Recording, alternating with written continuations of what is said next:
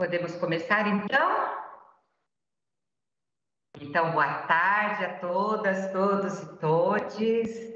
Tenho um prazer estar aqui com vocês nesta tarde de maio, falando sobre essa iniciativa pioneira e louvável, né, do mapeamento trans. Já agradecendo a todos e todos vocês que aceitaram o nosso convite para falar cada um do seu lugar, das suas experiências, né, de como foi participar dessa iniciativa.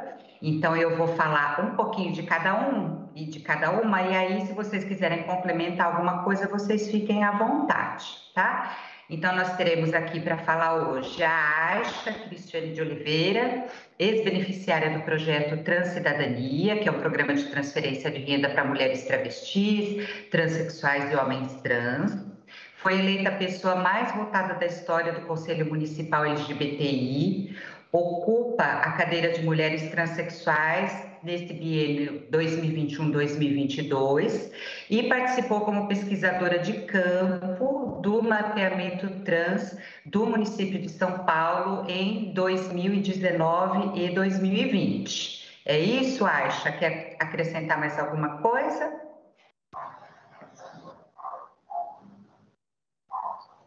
Gente, só um minuto que a minha câmera, meu microfone voltou. Tá. E faço parte da família Stronger também. Ah, né? tá. A família LGBT Stronger. Legal. Fora isso, tá tudo correto. Obrigada pelo convite e boa tarde a todos. Boa tarde. Depois a gente tem a Carla Regina Mota Alonso Diegues, que é doutora em Ciências Sociais pela Unicamp, atua como docente na Sociologia e Política, Escola de Humanidades, é diretora vice-presidente do Centro de Estudos em Cultura Contemporânea, SEDEC, onde coordena o projeto Mapeamento das Pessoas Trans no município de São Paulo. É isso, Carla? Quer acrescentar mais alguma coisa? É isso mesmo, Beth. Agradeço mais uma vez o convite da Defensoria Pública para a gente fazer a apresentação dos resultados da primeira fase da pesquisa. Nós é que agradecemos a vocês. Depois nós temos a Margot Tonhon, não sei se ela entrou aqui já.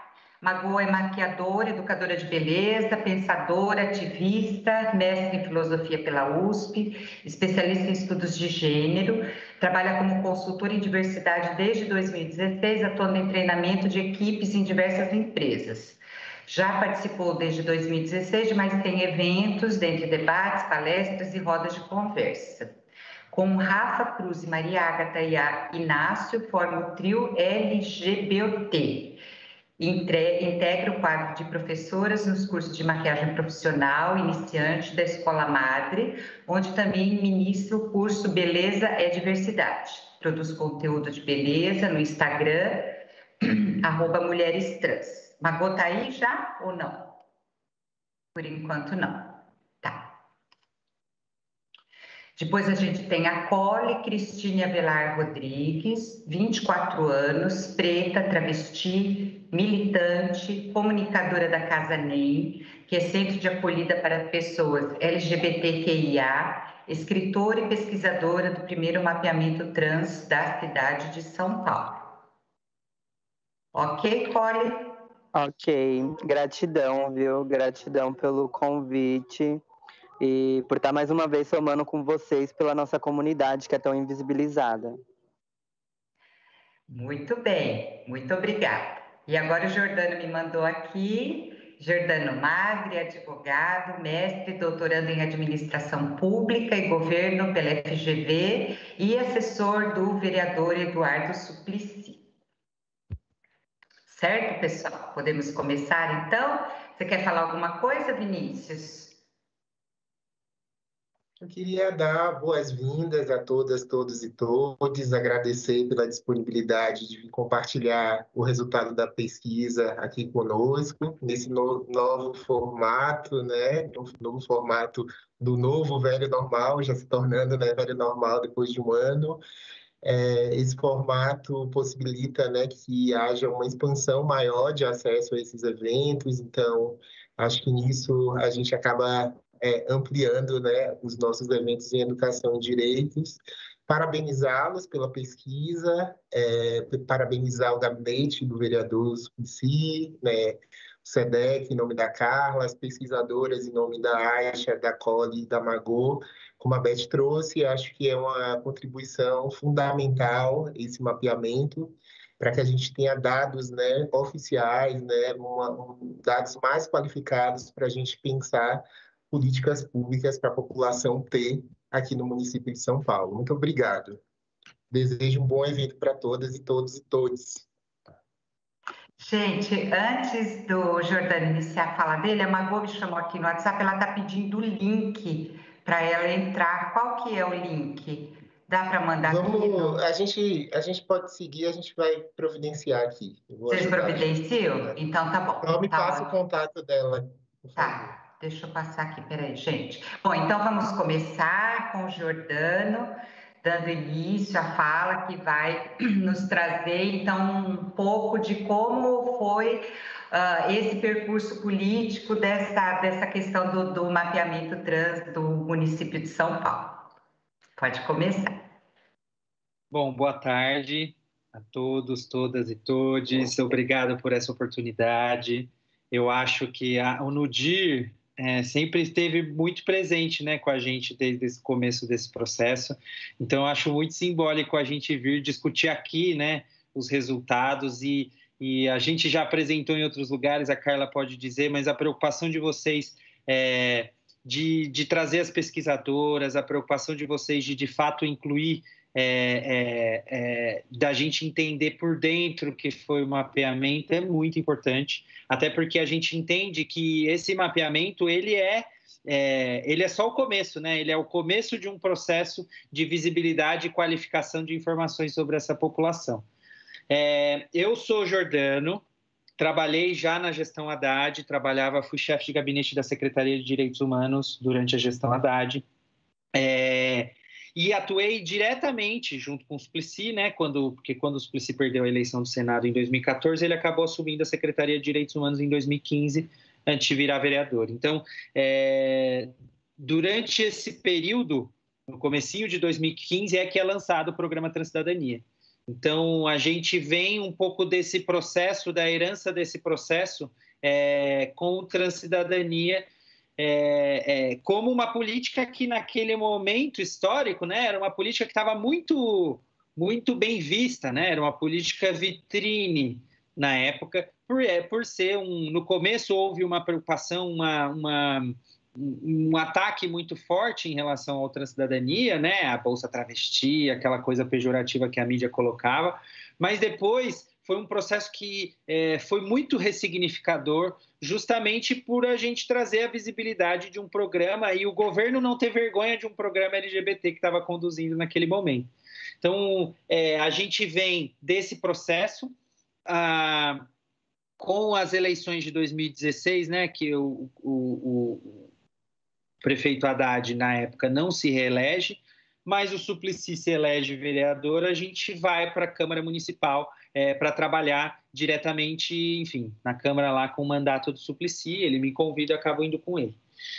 Junto com a gente traz um pouco esse papel aí de um pouco dar uma continuidade para as boas práticas na política de direitos humanos que vinham sendo construídas. Então, a gente parte um pouco dessa herança do Transcidadania para pensar em como a gente poderia, por um lado, aprofundar essas políticas ou políticas direcionadas para pessoas transexuais, por um lado, mas, por outro, a gente pudesse avançar e qualificar uma oferta de serviços mais ampla do que somente um programa que era restrito a 200, 300 pessoas.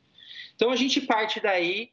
Eu, durante o meu mestrado, hoje eu faço doutorado na GV, mas durante o meu mestrado eu tive a oportunidade de acompanhar alguns alunos da graduação da Fundação Getúlio Vargas no Uruguai, em Montevidéu, para que a gente pudesse conhecer o censo trans que foi feito por lá. E aí, depois de ter essa experiência e trazer de novo para o gabinete, a gente fez uma reflexão interna que era necessário a gente trazer um mapeamento para São Paulo, porque a gente vinha de um programa, né? O Transcidadania era um programa que era muito bem visto, mas ele tinha suas limitações. como todo programa, né? Então, tinha um olhar muito privilegiado para mulheres trans e travestis, tinha um limite de alcance, tinha problemas em relação à inclusão profissional. Então, na verdade, era um programa que estava tentando construir políticas que lidam com uma reparação histórica de séculos, né, se a gente pode dizer assim, e que tinha limites e que era importante a gente dar força para que isso pudesse continuar. Então, com base nisso, surge a ideia da gente fazer o mapeamento. Primeiro, com esse objetivo, obviamente, sempre foi o objetivo de trazer mais informações mais qualificadas, mas mais do que isso, a gente ajudar a trazer à luz a diversidade que existe dentro dessa população, entre pessoas transexuais, né? Como a gente tinha muito mais mulheres travestis e mulheres trans e travestis, por exemplo, no Transcidadania, havia pouco espaço para homens trans. As pessoas não binárias ainda era uma discussão que não estava amadurecida dentro da política pública. Então, a imagem das travestis era muito veiculada, sobretudo pela mídia, à prostituição. Então, era importante que a gente fugisse desses estereótipos. E como que a gente ia conseguir fugir desses estereótipos? Justamente aprofundando informações e dados sobre pessoas transexuais da nossa cidade, de onde vêm, como trabalham, e sobretudo, com esse olhar de quais as dificuldades que essas pessoas enfrentam ao acessar o Estado. Então, qual que é a dificuldade dessa pessoa em acessar um equipamento de saúde, a dificuldade com a escola, que é sempre uma questão para pessoas transexuais. Então, a gente tinha um pouco essa expectativa e essa perspectiva de, primeiro, qualificar o olhar para avançar sobre esses estereótipos já consolidados que estigmatizam muito pessoas trans e que a gente pudesse, de fato, trazer mais informações e dados mais qualificados em relação a isso.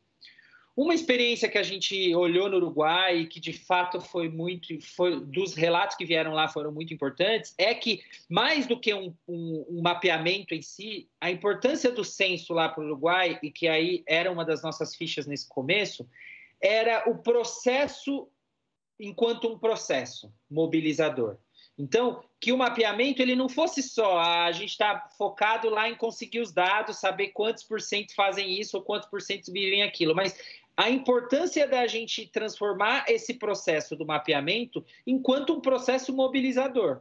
Porque no Uruguai, a experiência que eles tiveram era que depois do censo que eles fizeram lá, eles acabaram surgiram várias organizações de pessoas trans, municipais, organizações de bairro. Então, o processo do mapeamento acabou sendo um processo muito mais interessante pelo processo do que propriamente pelos resultados.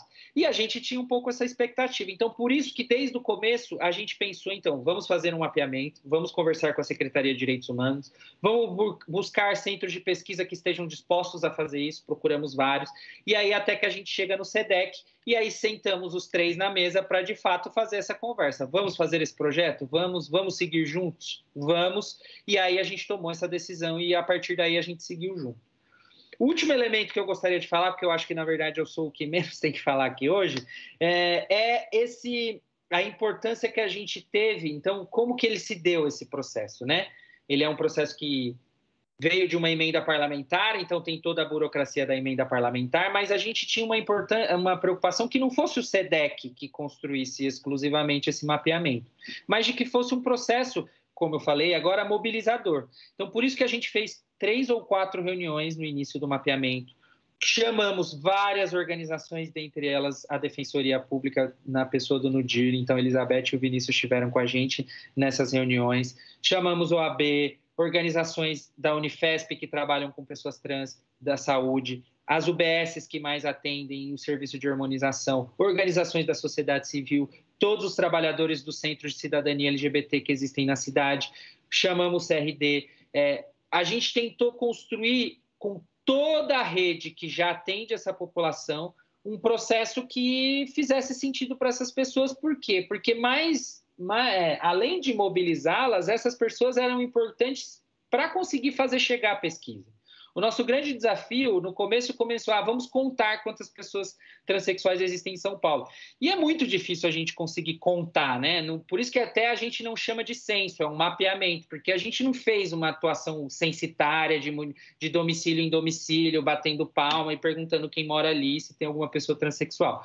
Então, era importante que a mobilização dessas pessoas, dessas organizações e de pessoas trans, ela atendia a 2 grandes objetivos. Um, qualificar o processo, né? Então, a gente sempre teve a preocupação de que a gente não vai chegar chegar querendo inventar a roda, né? Porque a gente já sabe que muitos trabalhos já eram feitos, que já tinham um acúmulo, então a gente precisava partir desse acúmulo. E 2, mais do que isso, envolver as pessoas para se apropriar desse processo. E aí, desde sempre, ficou muito claro a fala, né? Eu lembro muito da Gerô, que é do Centro de Cidadania da Zona Sul, né? Nada de nós sem nós. Isso acabou reverberando muito na gente, assim, né? Um monte de pessoas cis querendo estudar pessoas trans. Então, a gente tinha muito essa preocupação de construir esse processo como um processo que fosse um processo mobilizador e, mais do que isso, fosse um processo que as pessoas trans envolvidas se apropriassem. Então, por isso que veio as decisões da gente trazer entrevistadoras transexuais, entrevistadores transexuais, a importância que a gente viu de trazer, de ter perto essas organizações. A gente pensou, fizemos até uma parceria com o Nice, da Valéria, que é uma super referência que, infelizmente, a Covid nos levou e que era uma pessoa que foi super importante para esse processo. A Amanda Mafri, foram pessoas que foram essenciais para que a gente pudesse chegar até aqui e que a Covid já nos levou, mas que conseguiram garantir que esse fosse um processo que não fosse cisgenerizado, né? Que não fosse exclusivamente cis e a gente achando que essa violência que nós cis geralmente cometemos. Então, a gente tinha muito essa preocupação da apropriação. Então, eu acho que é isso, eu acho que são essas linhas gerais que eu gostaria de trazer. A importância, e aí eu acho que as meninas vão dizer, né? A vinda da Magô como uma pessoa que dá um salto qualificador na nossa equipe, que ajuda a articular as nossas ações. E aí a gente teve o atravessamento da pandemia, né, que mudou um pouco, isso vai aparecer nos dados, mas a gente avalia que foi um processo extremamente exitoso, né, porque ainda que a gente não tenha conseguido fazer uma contagem, a gente tem elementos para discutir com profundidade a questão do trabalho, a questão da saúde, a questão da violência, a questão do acesso à renda, os arranjos familiares. São todas questões que agora nos dão elementos para fugir e ir além desses estereótipos e conseguir pensar em políticas que sejam cada vez mais focalizadas para as necessidades e que seja uma política diversa, não trate, todo mundo só precisa de ensino fundamental e médio e fica por aí. Então, acho que a gente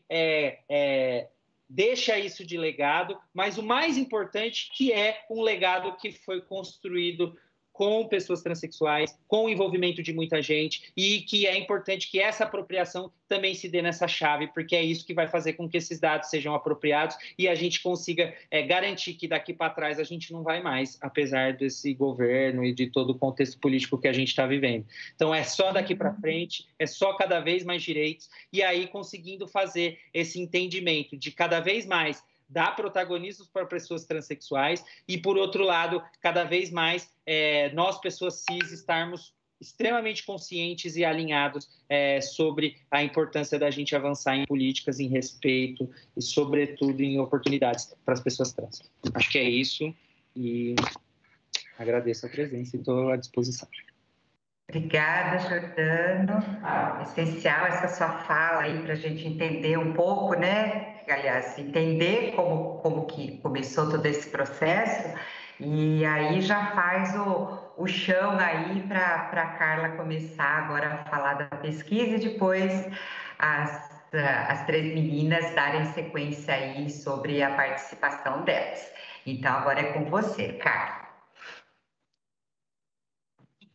Obrigada, Beth. Agradeço novamente, né, o convite da Defensoria Pública para estarmos aqui hoje apresentando os resultados, né, da fase 1 do mapeamento das pessoas trans da cidade de São Paulo. Lembrando que a gente ainda tem uma continuidade a partir disso, que foram as entrevistas, né, de caráter qualitativo, que estão sendo analisadas, e em breve a gente terá os resultados também. Então, logo mais a gente tem mais resultados para apresentar, mas por enquanto a gente já tem bastante coisa, né, para apresentar. Quero agradecer, né, o Giordano aí, né, quer dizer, na verdade, quero agradecer o gabinete do vereador Eduardo Suplicy aqui na figura do Giordano, né, que é nosso parceiraço nesse processo. O Giordano, então, é um parceirão, né, em tudo, tem nos ajudado aí bastante.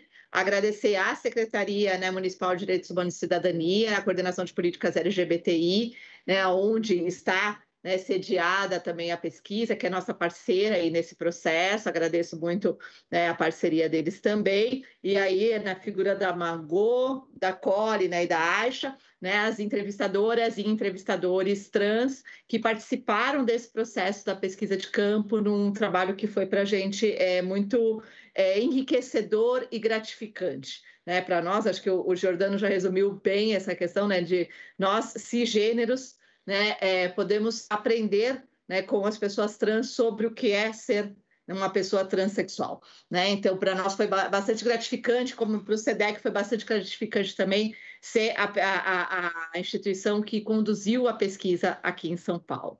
Tá? E aí o Giordano já adiantou bastante coisa que eu tinha colocado aqui para falar, então eu vou começar com os dados, porque eu acho que eles são bastante, né, interessantes para a gente discutir, né? Acho que o que o Giordano colocou aí é fundamental, da gente tentar quebrar com alguns estereótipos, e a pesquisa tentou trabalhar com isso. E os resultados, então, que nós vamos apresentar aqui, eles são resultado da fase 1, que é a pesquisa, né, quantitativa, que foi realizada, né, aqui na cidade de São Paulo, no período de 2020, na verdade, durante o ano de 2020, a gente começou, né,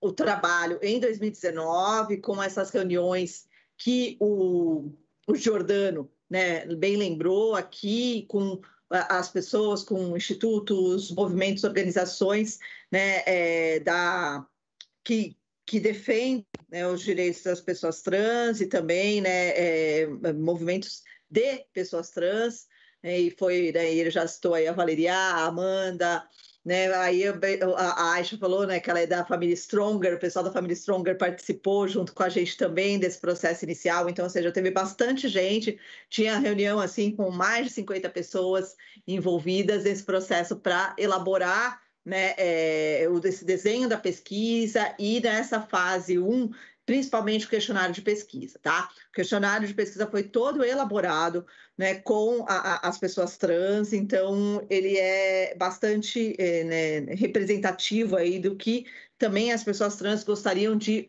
né, saber sobre a população trans, tá?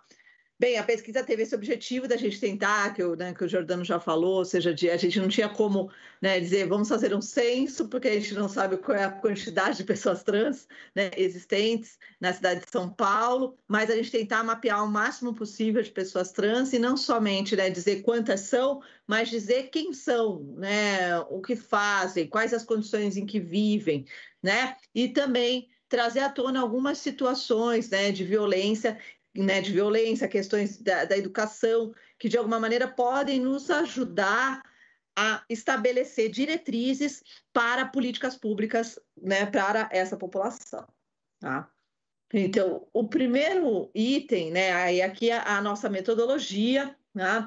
Então, nessa primeira fase, a gente fez uma pesquisa de caráter quantitativo, né, uma pesquisa survey, em que a gente tinha um questionário estruturado com 53 questões, a boa parte, então, né, de respostas pré-codificadas, tá? E a gente fez, então, uma parte em modo presencial, por telefone, né? Em primeiro momento, em função da pandemia, mas também já havia uma previsão da gente ter, né, alguma parte telefônica, ou que a gente ia tentar fazer presencial, mas se não fosse possível por meio de telefone, que foi a abordagem do que a gente chamou da abordagem bola de neve. Tá? essa abordagem bola de neve, ela tinha o objetivo da gente conseguir, a partir das primeiras entrevistas, né, dos primeiros questionários aplicados, o questionário ele tinha um espaço ao final que as pessoas entrevistadas poderiam indicar outras pessoas para participarem. Como a gente não tem, né, um conhecimento de quem são, né, as pessoas trans, quantas são, e como o Jordano bem falou, a gente não tinha condição de bater em todas as casas, né, para saber se ali, né, morava uma pessoa transexual. A gente então trabalhou com esse processo da indicação, que a gente chamou, né, que é conhecida como amostragem bola de neve. Tá? Então, num primeiro momento, a gente fez a pesquisa presencial, que foi de 20 de janeiro a 17 de março, em que foram entrevistadas 947 pessoas trans, tá? Em eventos, né? E a gente iniciou, então, nos eventos do Dia Nacional da Visibilidade Trans, em janeiro, tá? E depois a gente foi para o centro de acolhimento, né? Das casas e albergues que acolhem pessoas trans, os centros de convivência e de cidadania LGBTI, né, e pontos de concentração dessa população. E nesse momento a gente pode dizer que, inclusive, essa rede, né, de movimentos e organizações que atuam com a população trans foi fundamental também, porque elas nos ajudaram a mapear os lugares que são frequentados por essa população. Então, a gente tinha até isso, hoje vai ter um evento em tal lugar onde você vai ter a população trans. Né? Teve, na época, um evento que ajudou, né, no Sesc 24 de Maio, por exemplo, que ajudou as pessoas a encontrar e-mails para retificação do nome social, a saberem qual documentação era necessária e tudo isso. Então, por exemplo, esse evento, né, que foram alguns dias, a gente deslocou uma equipe para lá, para que pudesse, então, ter contato ali, ver quem estava por lá, quem ainda não tinha participado e aplicar questionários. Então, a gente fez, e isso foi também a partir dessa rede que a gente foi estruturando. Em março veio a pandemia, né? E a gente então teve o decreto do governo do estado que instalou a quarentena no município, no estado de São Paulo e, consequentemente, na cidade de São Paulo. E nós então modificamos a metodologia de abordagem da pesquisa, passando então para a entrevista telefônica, que durou no período de 30 de abril a 16 de agosto, quando foram entrevistadas, então, 594 pessoas, seja a partir desses contatos que a gente obteve na fase presencial, a partir também da rede pessoal de entrevistadores e entrevistadoras trans que faziam parte da equipe, né, entre as quais estão aqui, né, a Esha e a Cole, e contatos efetuados pela equipe do SEDEC, tá, que a gente tinha, né, alguns também, né, da rede, e tinha um cadastro, a gente tinha um site, mapeamentotrans.com.br, que as pessoas se inscreveram ali para poder também, dizendo que gostariam de participar da pesquisa. Então, a gente reuniu todos esses dados e fizemos mais 594 entrevistas, 594 questionários aplicados, tá? E aí, de agosto a outubro, a gente conseguiu fazer mais algumas entrevistas presenciais. Nesse momento também foram feitas algumas por telefone, tá? Em que a gente teve um evento da Secretaria Municipal de Trabalho, junto com a Coordenação de Políticas LGBTI, para vagas de emprego direcionadas a pessoas trans. Então, a gente deslocou uma equipe para lá. A Cole, por exemplo, que está aqui, esteve presente nessa equipe que esteve aí lá no Centro, né, de Trabalho e Empreendedorismo, se não me engano, esse é o nome, né? E que, então, também depois a gente fez algumas entrevistas com usuários próximos, né, às UBSs do Santa Cecília e República que atendem a população trans. Nisso a gente chegou, então, a 1.788 questionários aplicados, né? A gente teve mais alguns questionários, mas aí, quando a gente faz aquele processo de crítica, né, e cotejamento, foi observado que alguns se repetiam. Então, a gente teve 1.788 pessoas que responderam à nossa pesquisa, tá? E aí, então, aqui eu tenho a distribuição, né, por... Isso, eu tenho aqui um pouco da distribuição desses casos também, aqui por região, tá? Então, aqui eu tenho menos do que os 1.788, né? Porque em alguns casos a gente não tinha os endereços completos, a gente não conseguiu fazer todo o mapeamento, né? Da onde as pessoas realmente falavam, né? Ou seja, de onde elas moravam, tá? Mas a gente teve aqui 1.750 pessoas né, que a gente conseguiu mapear efetivamente aonde elas, né, moravam na cidade. Então, a maior parte no centro da cidade, né, 26,2%, seguido, então, das regiões leste, 25,2%, e sul, 22,5%, depois norte, 15,3%, e oeste, 10,8%. Apesar de não haver ali, né, um equilíbrio total, né, entre a distribuição, todas as regiões foram contempladas, né? Ou seja, então a gente conseguiu mapear pessoas trans em todas as regiões da cidade de São Paulo. E, claro, ali sul, leste, centro, é importante da gente lembrar que a gente tem o centro, né, de referência da diversidade no centro, que foi importante espaço para a gente aplicar questionários, o Centro de Cidadania na Sul, o Centro de Cidadania na Leste, o que nos ajudou também bastante, né? Porque são espaços onde a população trans ela frequenta, está presente, né? Então, de alguma maneira, acabou que a gente teve um número maior de questionários aplicados nessas regiões também. Aqui a gente tem, então, mapeado, né, um pouco dessa distribuição. E aqui eu tenho começo a ter tanto a divisão em torno de quantos, né, eu tive, né, de travestis. Aí eu só preciso voltar, acho que aqui um slide, porque aqui não está isso.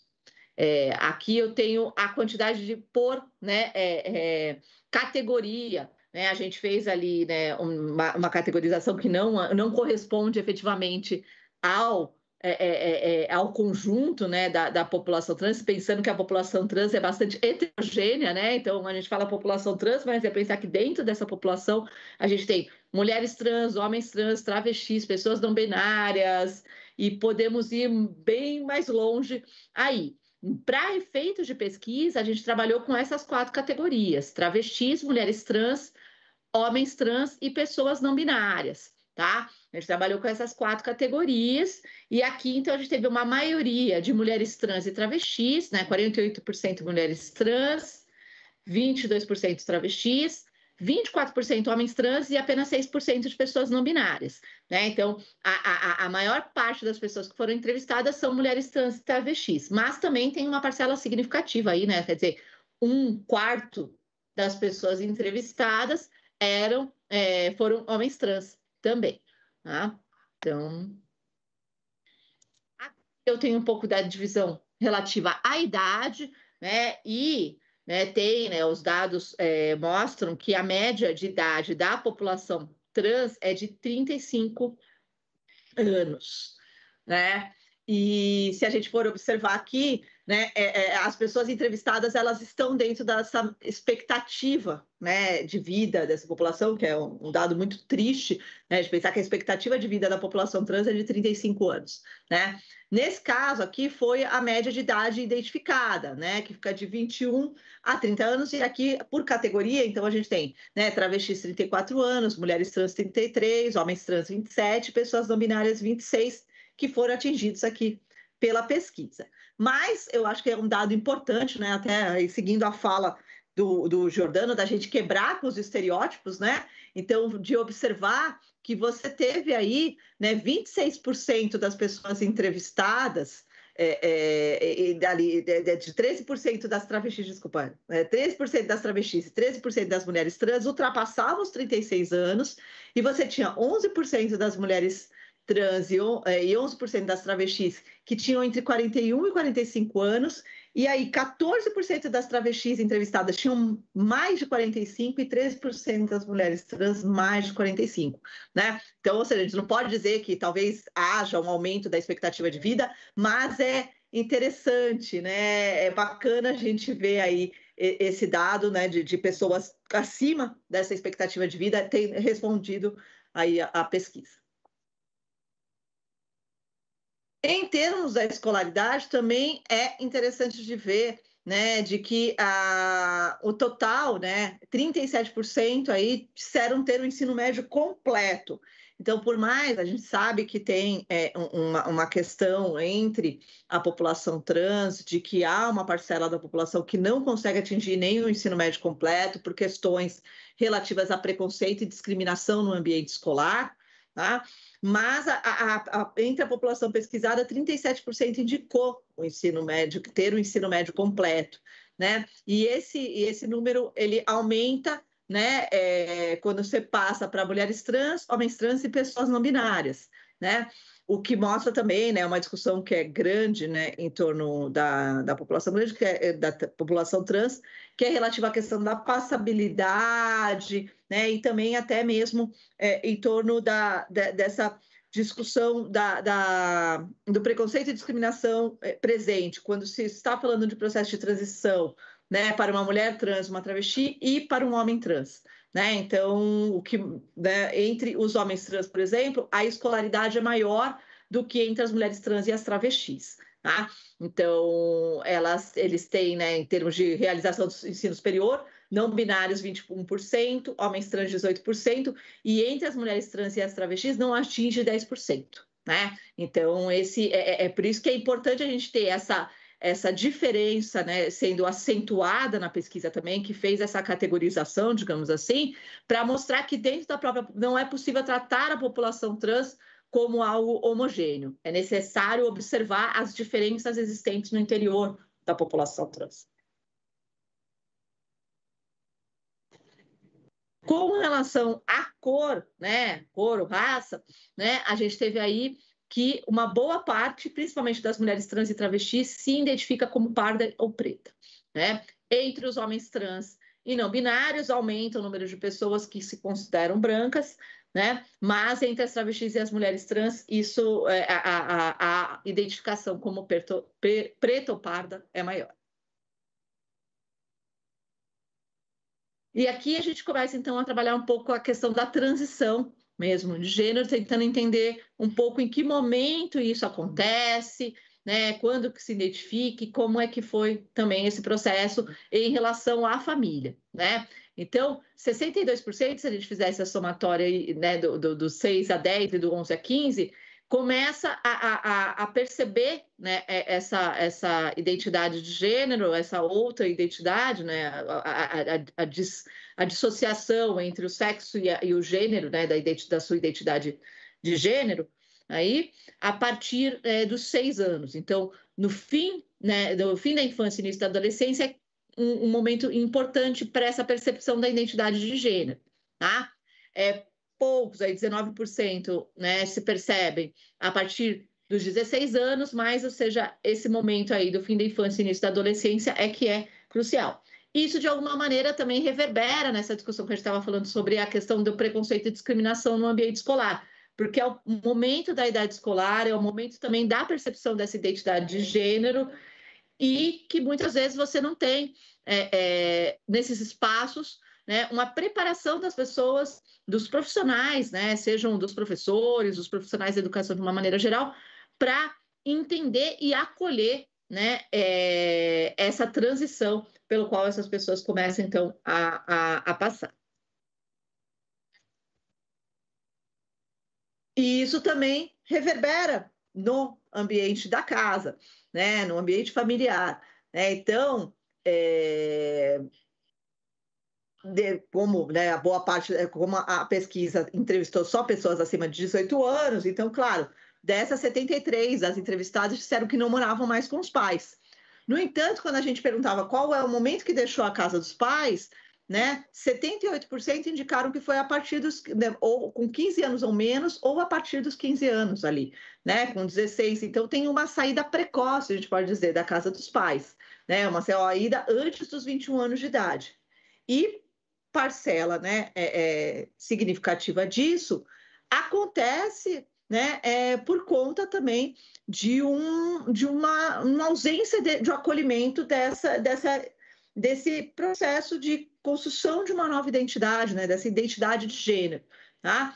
Então, a gente vê ali, né, que 52% disseram que foi por vontade própria, mas a gente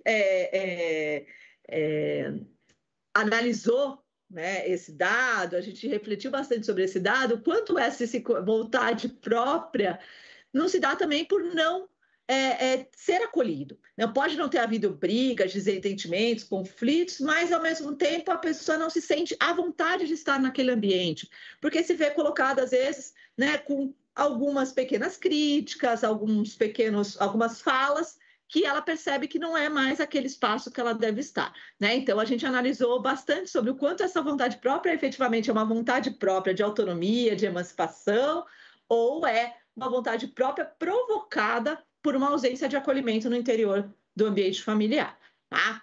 Agora, e por termos de desentendimento mesmo, gente que alegou, 30% alegou, falou, ó, saí porque, né, o ambiente se tornou insustentável, tá? E falando um pouco agora de trabalho e renda, né, também aí nessa linha, né, que o Jordano colocou, né, é importante, né, a gente levantar aí, né, o que fazem, né, se estão empregadas e o que fazem, né, as pessoas que foram entrevistadas, né. Então, em termos gerais, 58% no momento da entrevista disseram que trabalhavam ou exerciam alguma atividade remunerada, né. Então, que é um número até que significativo, né, visto que também há, né, uma dificuldade, a gente sabe, e os estudos todos mostram, né, uma dificuldade de inserção da população trans no mercado de trabalho, menos pela qualificação que essa população tem, e a gente viu, por exemplo, aqui em termos de escolaridade, é pensar que a população trans também tem a média da escolaridade da população brasileira, e ela tem um nível de desocupação muito maior do que o restante da população brasileira, né? Então, não é só pela questão da qualificação, né? Tem uma relação com o processo de inclusão dessas pessoas no mercado, como o mercado vê, inclui, abre as suas portas para receber, né, as pessoas trans, né? Se adequa também, né, algumas necessidades que esse público tem, né? Porque a gente vê, né, a gente percebeu aí ao longo da pesquisa, né, as discussões em torno da aceitação do nome social, né? Então, tem empresas que, né, ainda não aceitam o nome social das pessoas trans, né? Da adaptação, por exemplo, de banheiros, de uso de banheiros, de espaços ali, né, que são necessários para pessoas transexuais, tá? Então, e tem empresas que ainda resistem a adequar, né, as suas políticas pensando na inclusão dessas pessoas, tá? Mas aqui a gente tenta... Oi? Ô, Carla, é Beth. Deixa eu te fazer uma pergunta. Aí, nessa questão da atividade remunerada, vocês conseguiram fazer alguma diferenciação nos períodos pré e pós-pandemia ou não foi possível? A gente não tratou, né, pós-pandemia, tá? A gente fez a pesquisa durante a pandemia. O que a gente percebeu foi da renda, da origem da renda, principalmente quando tinha auxílio. Deixa eu ver, quando a pessoa recebia algum auxílio. Agora estou tentando aqui achar qual foi. Não, vai ver, vai ver o primeiro lá. 16. Não, tá mais para frente que eu tenho da renda, que eu consigo identificar que a renda, para quem recebia auxílio, no período da pandemia você tem um aumento do auxílio emergencial, né? A gente não conseguiu identificar o que estava exercendo pré ou pós-pandemia, né? O que a gente conseguiu aqui foi identificar... desculpa, gente. Identificar quais foram as ocupações mencionadas ao longo do tempo, né, de que elas faziam ao longo da pesquisa, né, do que as pessoas entrevistadas disseram que exerciam, né, e qual a origem qual era o vínculo trabalhista e qual a origem da renda, né? Então isso a gente conseguiu identificar. Entendi, obrigada. Isso. Então assim, a gente apesar de tentar quebrar com esse estereótipo, né, como bem o Jordano falou, da questão das profissionais do sexo, né, da prostituição como uma profissão para a população trans, 46% das travestis e 34% das mulheres trans indicaram que essa era a ocupação principal, tá? E aí, depois de outras ocupações, tinha lá outras ocupações, 36%, 37%, mas vinha em segundo lugar a profissão de cabeleireira, tá? Né? Que acaba também sendo um lugar onde as pessoas trans acabam se encontrando, né, oportunidades profissionais, tá? Entre os homens trans e não binários, a prostituição não aparece, né? Não binárias ainda 3% indicaram, mas entre os homens trans não, né? E aí já aparece vendedores, né? E telemarketing também. A gente perguntou também se elas tinham uma segunda ocupação, porque a gente quis entender que às vezes a pessoa dizia, não, eu trabalho como cabeleireira, mas eu faço às vezes atividade, eu me prostituo em algumas vezes, né, como uma complementação da renda, ou então eu também faço, né, atividades artísticas, né, shows e etc. Então, a gente foi tentar entender se havia uma complementação da renda e da onde vinha essa complementação da renda, né? Então, 21% indicaram que sim, tinham alguma ocupação, né? Uma segunda ocupação, que era um número razoável, e aí apareceu, né, também, entre as travestis e mulheres trans, 24% e 32% indicaram que faziam, né, que trabalhavam como profissionais do sexo como uma segunda ocupação. Mas apareceu aí muito a parte de comunicação, de artes, né, de artistas, performances, shows, tanto para as mulheres trans e travestis, mas para os homens trans e pessoas não binárias, aí, que apareceram como 53% atuando na área de comunicação ou de artes como segunda ocupação, né, o que é bastante interessante também. Em termos do vínculo, isso é interessante para a gente pensar, para pensar até essa questão que eu levantei da passabilidade, né? A gente, na fase 1, a gente não falou sobre a questão da passabilidade, não tinha questões sobre isso, que foi mais bem trabalhado na fase 2, que a gente ainda vai divulgar os resultados futuramente. Mas a gente percebe que isso é algo importante quando a gente vê que somente os homens trans têm um número maior de empregos formais do que comparativamente as travestis, as mulheres trans e as pessoas não binárias, né? Essas categorias, digamos assim, a maior parte está como empregado autônomo, como empregado informal ou autônomo, pessoa que faz bico, né? Então, 72% travestis, 62% mulheres trans, 59% não binárias. Os homens trans conseguem atingir 49% dos entrevistados tinham emprego formal, com carteira de trabalho assinada, né? E a questão da passabilidade, né, aparece aí como um elemento importante, porque boa parte já, né, conseguia, né, atingir a passabilidade e conseguia se inserir, né, em empregos formais. O que levanta aí um sério problema, né, dessa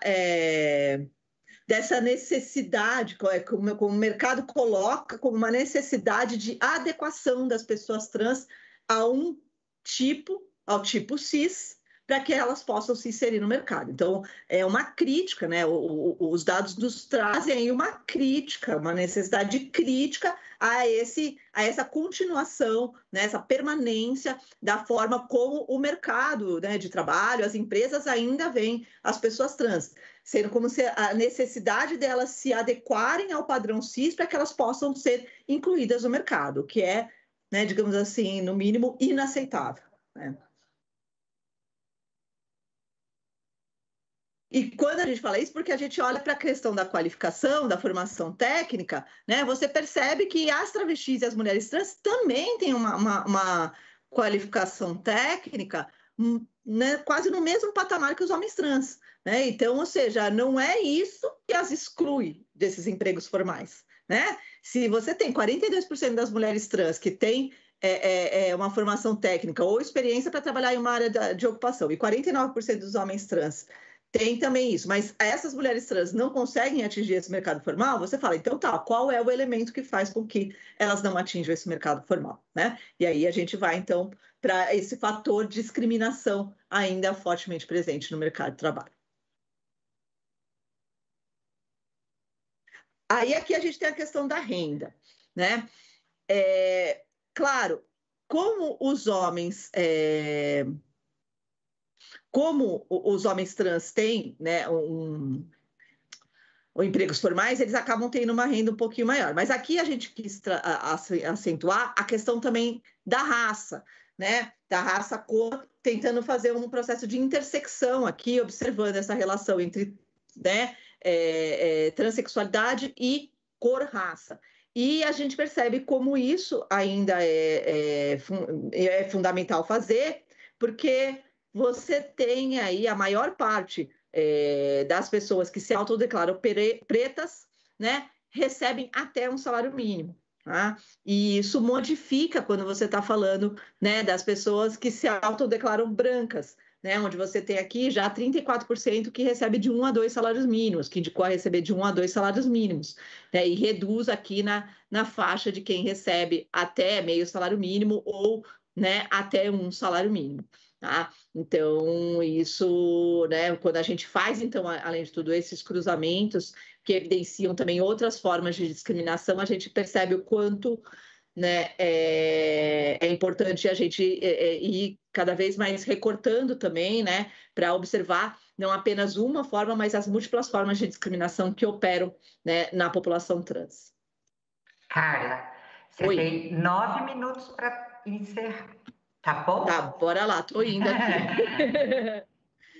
Aí aqui esse dado do auxílio aqui, né, que eu falei que foi uma das coisas que a gente colocou após o início da pandemia e que a gente percebeu que houve, né, um aumento das pessoas que se declararam receber o auxílio emergencial, que é esse aqui vermelhinho, né? Então há, né, as pessoas que disseram que não recebiam nenhum auxílio, né? Mas tinha aqui, entre os que recebiam auxílio, né, o que mais apareceu foi o auxílio emergencial, que foi muito importante, né, pensando, né, na vulnerabilidade das pessoas trans. Então, a gente mesmo, quando começou a pesquisa, né, paramos a pesquisa presencial, quando começou a pandemia, desculpa, paramos a pesquisa presencial, né, considerando, né, para não colocar nenhuma entrevistadora, nenhum entrevistador em risco, né? Mas a gente percebe que há uma vulnerabilidade econômica, né, que levou, né, parcela significativa dessa população também a receber o auxílio emergencial nesse período. Vamos então agora falar sobre saúde.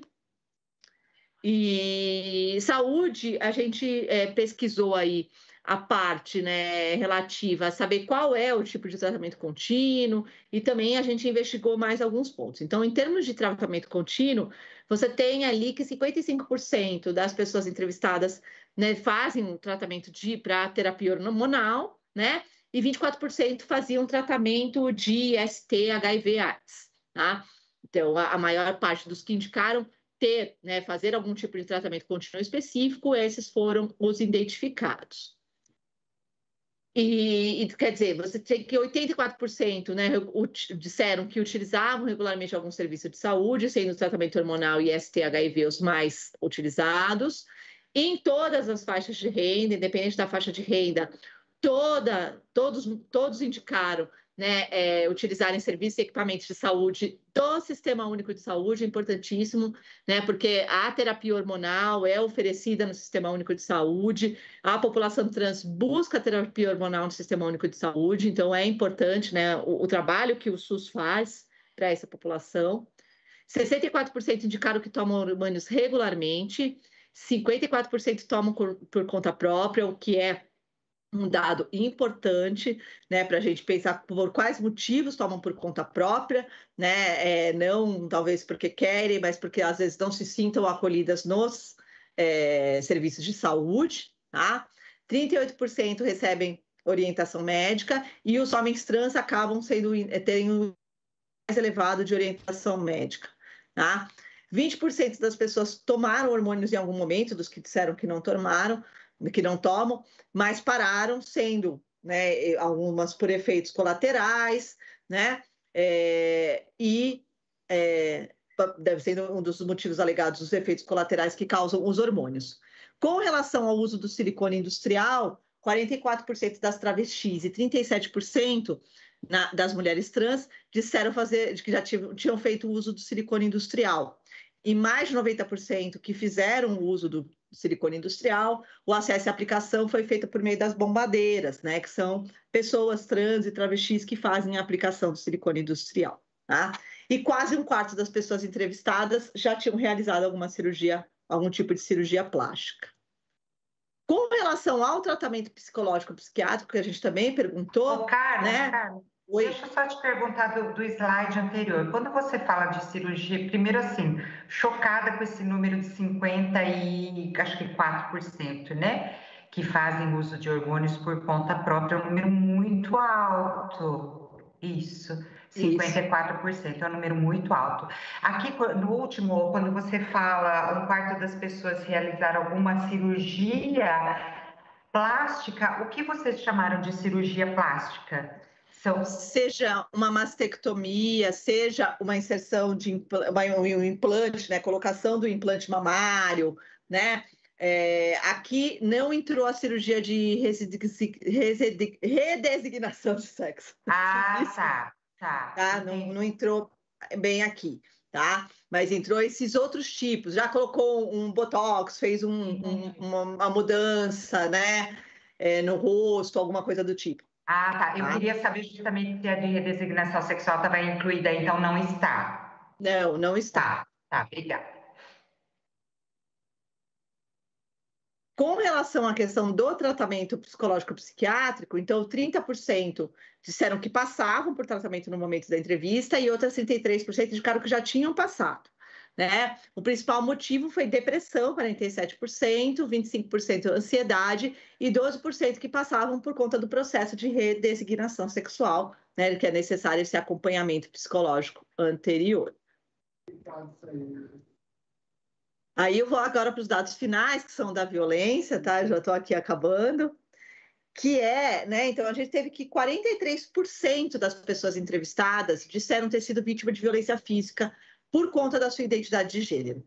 Quando a gente fez esse recorte para as mulheres trans e travestis que disseram que realizavam prostituição, né? Elas indicaram que 74% aí, né, indicaram que já tinham sofrido algum tipo de violência por realização da prostituição, tá? Então,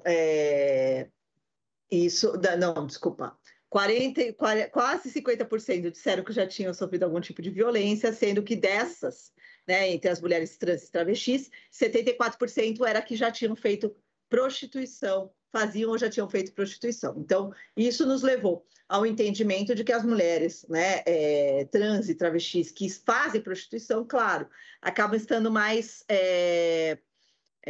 sujeitas à violência física pela exposição que elas têm, né, no ambiente, né, da prostituição, na rua, né?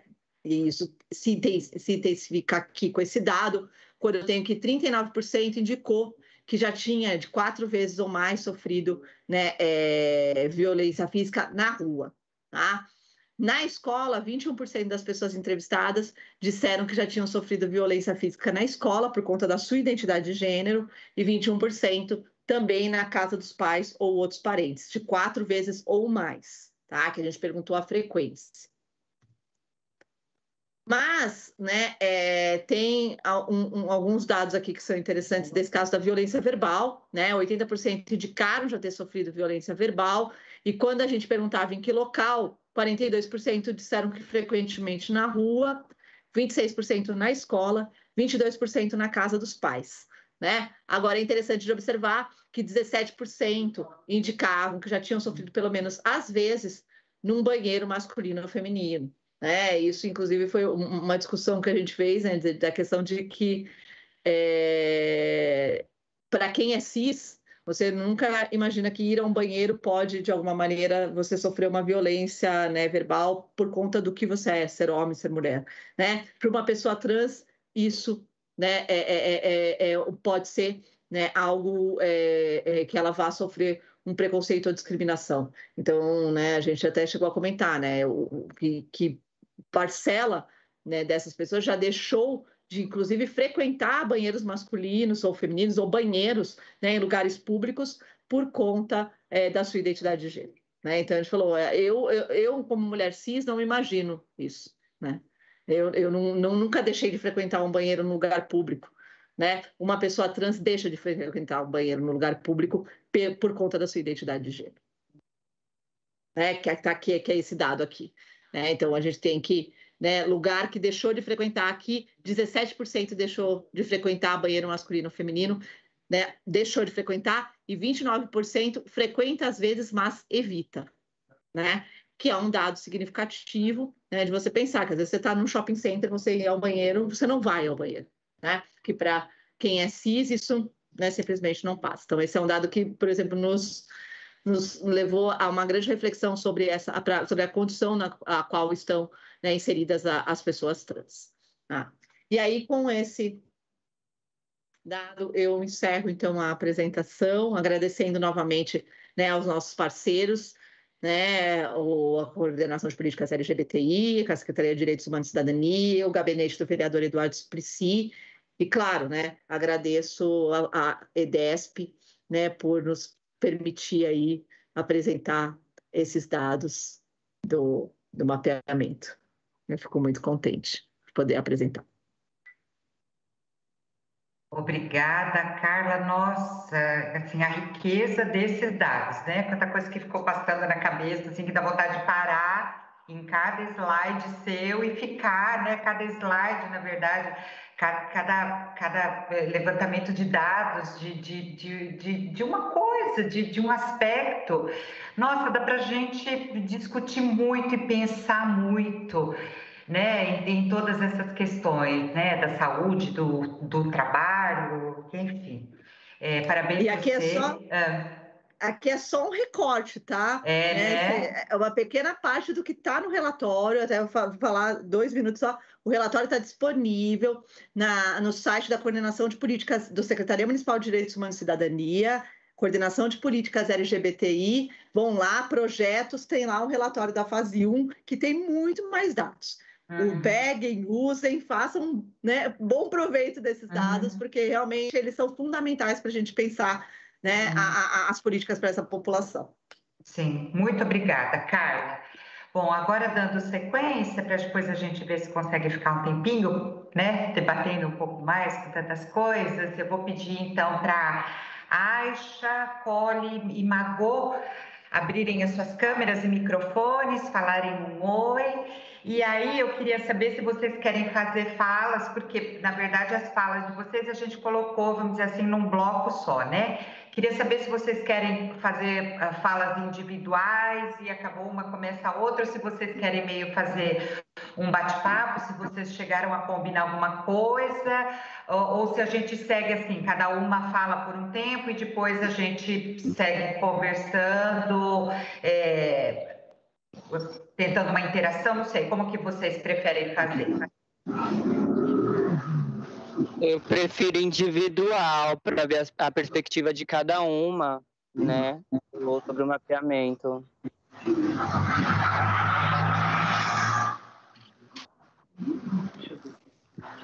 Oi, gente. Boa tarde.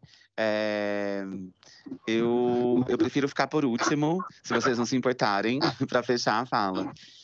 Então, quero dar um oi e, enfim, dizer que estou aqui ouvindo e adorando, agradecendo aqui pela oportunidade de estarmos juntas. É isso. Ótimo. Que bom que deu certo de você estar. Deu, eu estou aqui no set, por isso que eu estou de máscara, mas estou gritando aqui para vocês me ouvirem. Tá legal. Por detrás da máscara. Ótimo. Então, Aisha, você pode começar? Eu preferia que a Cole começasse, mas...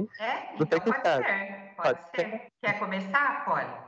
Tudo bem, sem problemas. Então, tá. Desde quando eu comecei a pesquisa, né? Quando foi mostrada para gente sobre uma outra pesquisa, né? Que teve dessa que o Jordano citou em outro país, parece, e foi mostrado como a pesquisa daqui aconteceria e sobre as perguntas.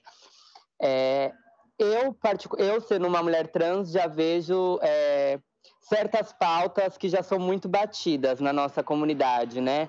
Porque hoje a comunidade não binária, né, que é um gênero guarda-chuva que abrange outros gêneros, né? A não binariedade vem abrangindo vários gêneros que são gêneros que não se conformam e que não se identificam com a binariedade, né? Da nossa sociedade. Então, essas pautas sobre banheiro, nome, já estão tão cansativas para a nossa comunidade que são repetitivas, não existe uma mudança, não existe uma lei que revigore, que faça acontecer, né, que dê jus à nossa liberdade de ser quem a gente é e de poder usar um sanitário, porque eu, como mulher trans, muitas vezes não quero nem entrar num banheiro feminino, eu simplesmente quero entrar num banheiro onde tenha um vaso ou tenha um lugar onde eu possa fazer minhas necessidades livres, sabe?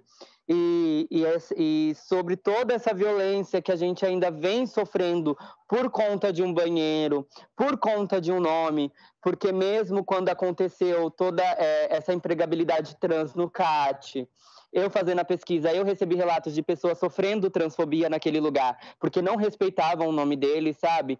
Então, toda essa surpresa vem mesmo para a cisgeneridade, vem mesmo para abrir os olhos da cisgeneridade, porque a comunidade trans, ela já está com o olho, já está com o ouvido aberto. Hoje a gente está muito mais inclusa nos debates, né? E nessas pautas que querem fazer em nosso nome, mas essas pautas sempre saem de boca de pessoas cis, né? As pessoas cis nos tiram do banheiro e elas querem que a gente vá atrás delas para reivindicar a lei para usar um banheiro. Elas não respeitam o nosso nome e elas querem que a gente vá atrás delas para ser respeitada o nosso nome, o nosso gênero. Então é muito conflitante continuar vivendo em uma sociedade onde a visão de uma pessoa trans vem da visão de uma pessoa cis. E pior, quando pessoas trans reproduzem a todo custo, né, essa inclusão da cisnormatividade em cima da nossa comunidade. Que, de certa forma, sobre como falaram de passabilidade, que passabilidade, gente, não traz segurança para ninguém, sabe? Passabilidade não abre a porta para ninguém, porque você é o que você é, você não deixa de ser uma pessoa trans, você não deixa de ter uma história, né, depois da sua transição. Então, tudo isso, eles continuam a usar como violência. Então, nós, como pessoas trans, a gente não escapa dessa violência em nenhum momento, em nenhum lugar, sabe? Então, muito mais do que a gente já debater essas pautas, né, que a gente vem falando sobre o uso de banheiro, sobre o uso de nome, sobre prostituição, sobre a população trans, você tem HIV ou botou silicone industrial, que entre a nossa comunidade hoje, né, as pessoas mais velhas, as pessoas trans mais velhas, né, abriram caminho para a minha geração trans estar dentro desse assunto, né? E não se violentar perante essa cisnormatividade, porque todas essas violências de cirurgias, de hormonioterapia não acompanhada, vem por conta da cisnormatividade, né? Porque nós, pessoas trans, a gente tem necessidades e necessidades rápidas, né? Infelizmente, até mesmo para você estar numa avenida, para você ganhar dinheiro, você tem que estar sendo vista perto de uma corporalidade que eles ditam ser de uma mulher cis, para que você consiga ganhar dinheiro, para que você consiga reivindicar sobre, né, o seu corpo ali naquele lugar. Então tudo muito violento, continua tudo a ser muito violento para a nossa comunidade. E às vezes, se for parar para pensar, quem nos salva são nós mesmas, né? Hoje em dia, as mais velhas falando para as mais novas qual é o perigo da hormonioterapia não acompanhada, qual é o perigo dessas cirurgias, né? Esses debates que a gente faz entre a gente sobre o uso de preservativo, né? E também trazer humanidade, né? Sobre ISTs e sobre a AIDS também, porque há muito tempo a nossa comunidade, por toda a comunidade LGBTQIA+, vem sofrendo essa desumanidade por conta da nossa identidade, das nossas orientações e por conta, né, de um vírus que foi dito como, né, uma infestação gay, e todo esse caos que a AIDS trouxe e veio, né, como uma violência enorme em cima da nossa comunidade. Então, às vezes, as pautas são vindas de pessoas cis, né, os relatos, muitas vezes, por mais que ditos e feitos por pessoas trans, vem a partir da boca de pessoas cis, do trabalho de pessoas cis, de pessoas, da boca de pessoas cis, mas quando, na verdade, o mérito não vem para a verdadeira comunidade que está se salvando, porque eu vejo a nossa própria comunidade se salvando assim, sabe?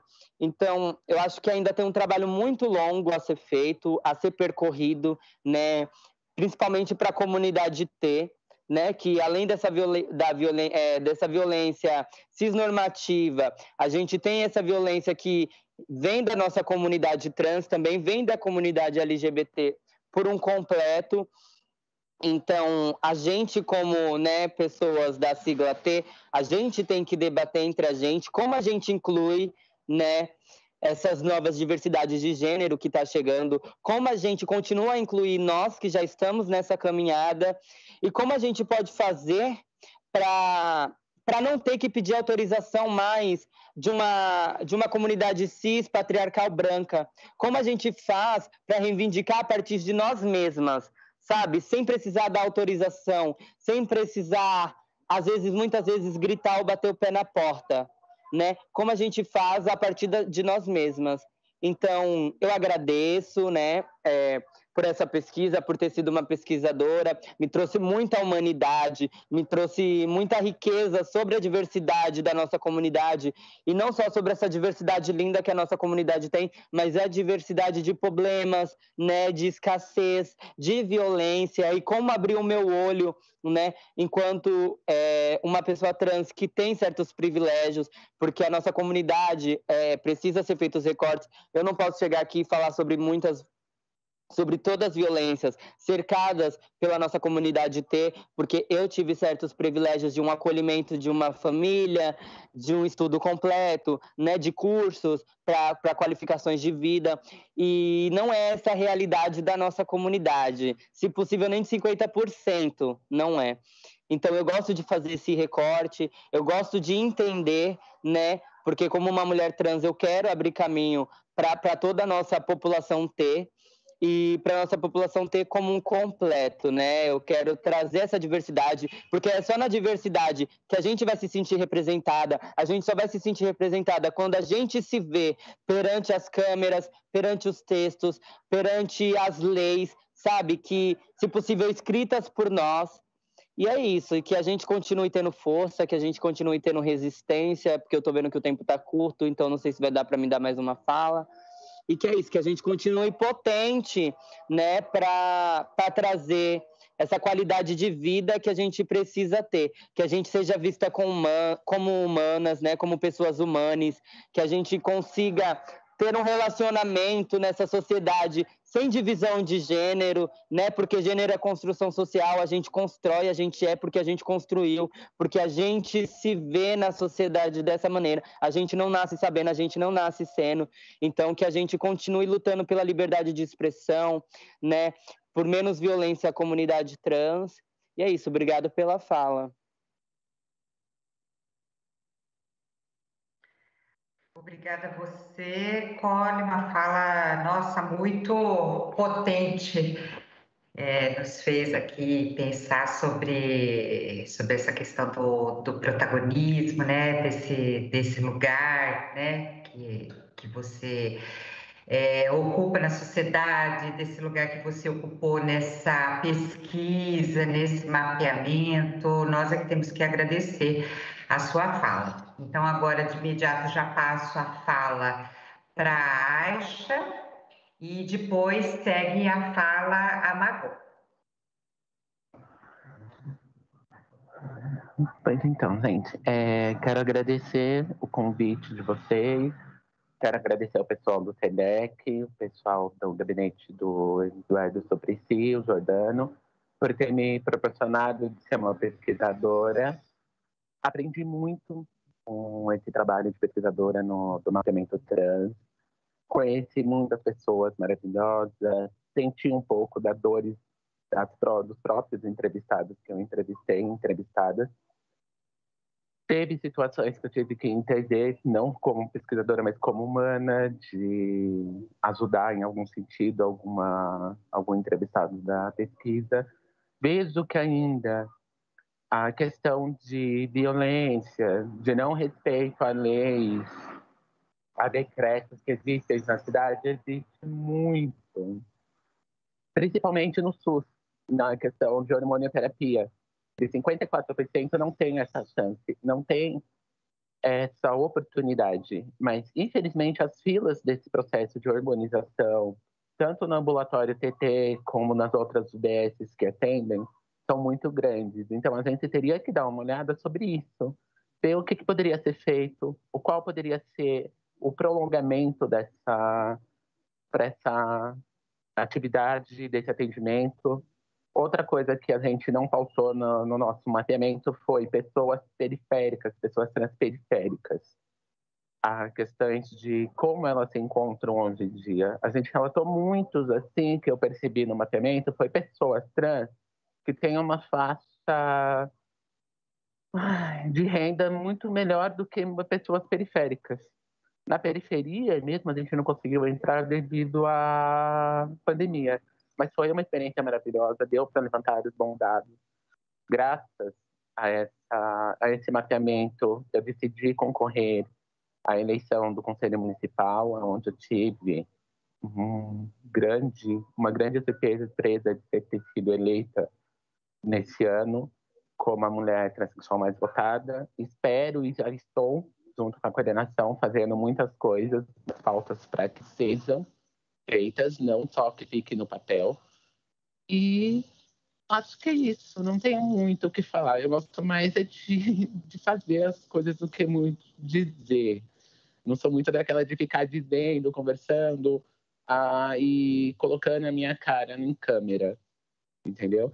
Como vocês podem ver, eu sou uma trans, sou periférica, tenho uma deficiência hoje, trabalho dentro do CRT como recepcionista e estou vendo muitos alcances para a nossa população. Ainda temos muito do que fazer, né?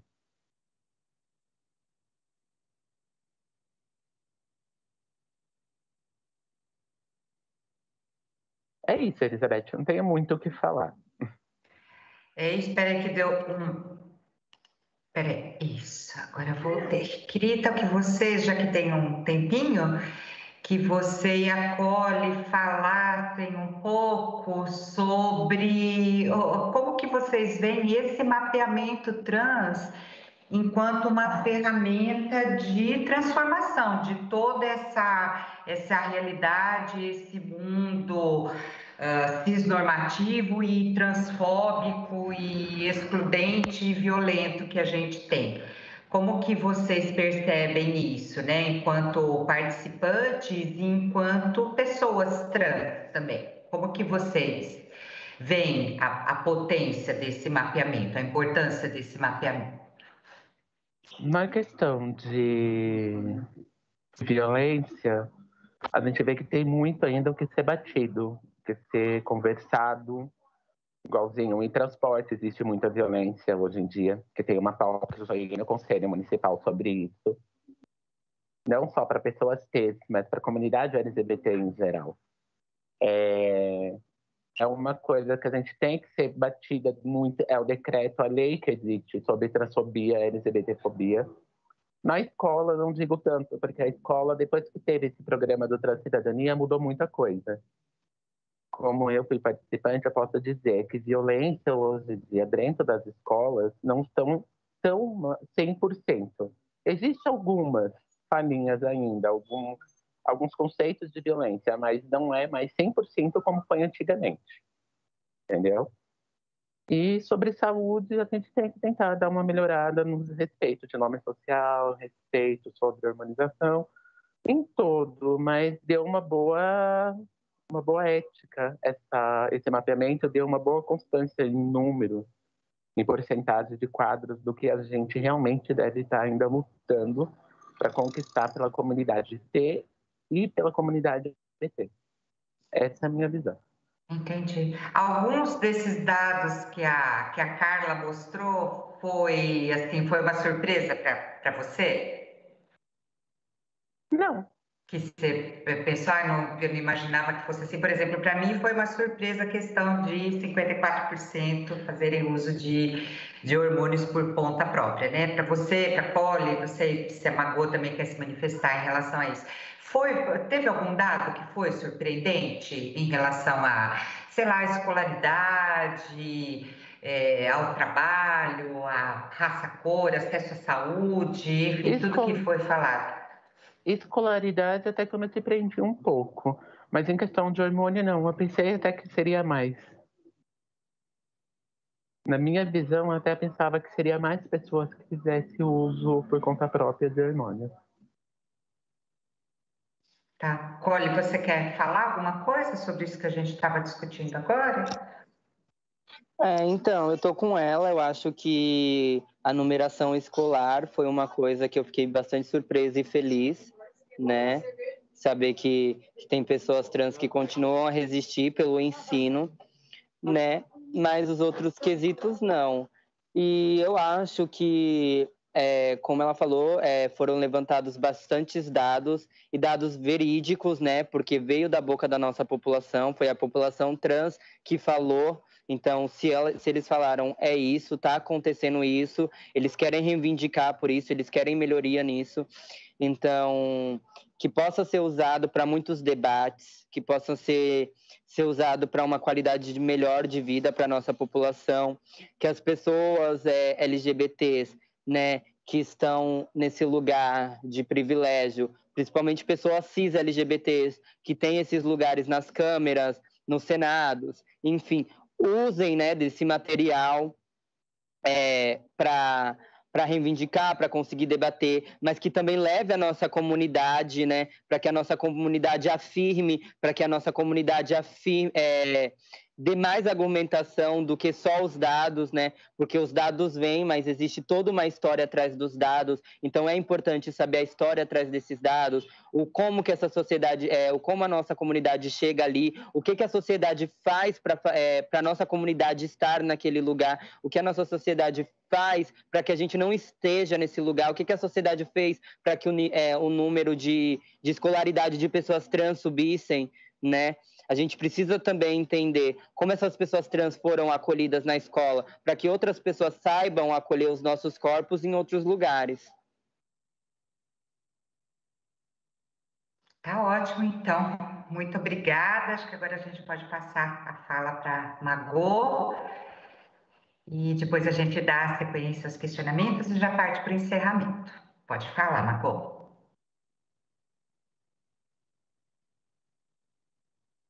Vamos lá. Vocês estão me ouvindo? Sim. Consegue me ouvir? Consegue distinguir? Estamos, sim. Pode seguir. Gente, bora lá. Deixa eu me sentar. Bom, em primeiro lugar, quero dizer que é de fato um momento, né, histórico, esse que a gente divide no sentido de estar produzindo, né, e produzindo esses dados, esses números, refletindo sobre o que a gente se deparou diante do mapeamento, no processo do mapeamento, né? E algo que era muito importante para mim desde o início era ter contato com esse grupo incrível de pessoas pesquisadoras para até alinhar, né, algumas questões que são muito importantes, são muito caras, sobretudo quando a gente pensa que os dados eles não são como goiabas em goiabeiras, né? Eles não estão ali disponíveis e a gente vai lá e abocanha e só colhe como se houvesse uma neutralidade na produção desses números, né? Mas que são números que refletem muito esse ponto de partida, né? E, sobretudo, reflete quem produz, né? Quem os produz. Então, me aproximar a respeito da participação das pessoas trans nessa produção e, especificamente, a minha participação enquanto entrevistadora foi, de fato, muito importante, ainda mais nestes momentos em que a gente vive já há mais de um ano, foi muito importante me aproximar dessas 20 e tantas pessoas com o qual eu tive a honra de desenvolver esses processos de entrevista, onde eu pude me sentir também acolhida, ao mesmo tempo que exercendo e fazendo as questões que precisava fazer, seguindo os roteiros que a gente precisava. E é muito relevante que a gente esteja ocupando esses lugares, sobretudo porque há, como é comum em outras questões de identidade, sejam elas da identidade branca, da identidade cisgênera, da identidade hétero, alguns vícios que inclusive aparecem e apareceram, né, nas falas do Jordano, mas também da Carla e das minhas parceiras Aisha e Cole, algumas coisas que, de fato, a gente precisa... É importante que a gente esteja no sentido de alertar e no sentido de dizer, olha isso, né? Então, por exemplo, eu me lembro que quando eu entrei, foi muito importante a gente refletir sobre a necessidade, a real necessidade de produzir algo que insistisse, e aí esse insistente, né? essa insistência com C, de cisgeneridade, que insistisse na distinção entre mulheres trans e travestis. Ainda que esse seja um tópico que não é vencido, e eu acredito que é um tópico também que não será vencido, até porque a gente tem aí um ranço de 30 anos de patologização ativa das nossas identidades, né? E essa patologização, o que ela produz, né? É importante a gente refletir sobre o que é produzido a partir disso. E na minha aposta, eu tenho discutido e conversado isso, né? Nos meios que ocupo, com as pessoas com as quais eu dialogo, nos coletivos que eu faço parte, do quão essa patologização ela plantou um ranço, né? O discurso, como a gente sabe, ele produz a realidade. Então, algumas rixas, algumas disputas, eu fico muito feliz de poder dividir a contemporaneidade, né, com Aisha, com Cole, com tantas outras e outros e outras, para o qual não há tanta pertinência alguns debates que, durante tanto tempo, foram tão pertinentes ou pareciam ter tanta pertinência. E entendendo que essa distinção, ela nasce no processo ativo de patologização das identidades trans, por meio das ciências psi, sendo elas a psicanálise, a psiquiatria e a psicologia. Então, em primeiro lugar, assim, quando eu chego e eu conheço essa equipe maravilhosa, a gente tem um debate a respeito da... Vocês estão me ouvindo bem? Sim, estamos. Sim, estamos sim. Margot, pode seguir. Um debate sobre o que era, se tinha relevância a gente insistir nesse debate. E aí, bom, fomos para as entrevistas e dentro do processo de entrevista isso ficou bem explícito. Porque é isso, assim, né, gente? O fato da gente ser trans, o fato da gente ser travesti não nos coloca num lugar, ou pelo menos na minha aposta, não deveria nos colocar num lugar de necessariamente autoridade. Né? Ainda que o Brasil seja um país que nos obrigue e que faz do nosso respirar e que faz de cada aniversário da gente um ato político, ainda que a gente seja jogada nesse lugar, é preciso também garantir, na minha aposta, na minha leitura, o direito de que existir não deveria significar ao mesmo tempo que reivindicar direitos e ter um compromisso, uma agenda ativista, uma agenda militante, né? Então, nesse sentido, é muito importante dividir essas novas preocupações, essas novas pertinências e que apareceram e acabaram se confirmando no decorrer das entrevistas, à medida em que a gente ia lançando essas provocações, né, e esses processos todos.